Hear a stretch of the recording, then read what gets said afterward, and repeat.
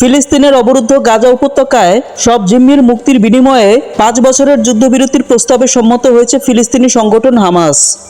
শনিবার 26 এপ্রিল বার্তা সংস্থা এএফপির এক প্রতিবেদন থেকে এ তথ্য জানা যায়। নাম প্রকাশ না করার শর্তে হামাসের এক কর্মকর্তা জানান, হামাস এখন এক ধাপেই সব বন্দি বিনিময় এবং 5 বছরের যুদ্ধবিরতির জন্য প্রস্তুত।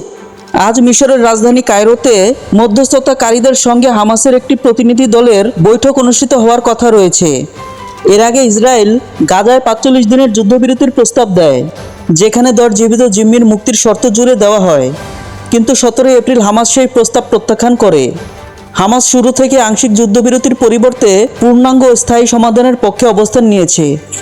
তারা দাবি করে যে কোনো যুদ্ধবিরতির চুক্তিতে অবশ্যই গাজায় ইসরায়েলি গণহত্যার অবসান, বন্দি বিনিময়, ইসরায়েলি বাহিনীর পূর্ণ প্রত্যাহার এবং মানবিক সহায়তা প্রবেশের নিশ্চয়তা থাকতে হবে।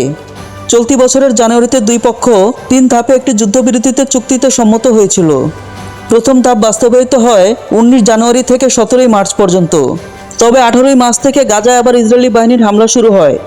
মার্চ থেকে এখন পর্যন্ত ইসরায়েলি আক্রমণে 2062 ফিলিস্তিন প্রাণ হারিয়েছেন।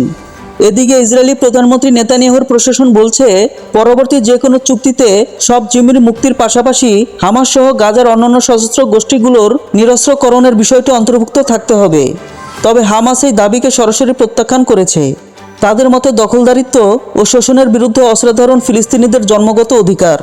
2023 সালের 7 অক্টোবর হামাসের ইসরায়েল আক্রমণের পর থেকে গাজা ইসরায়েলি হামলায় এখন পর্যন্ত 51,000-এরও বেশি মানুষ নিহত হয়েছেন, যাদের অধিকাংশই নারী ও শিশু।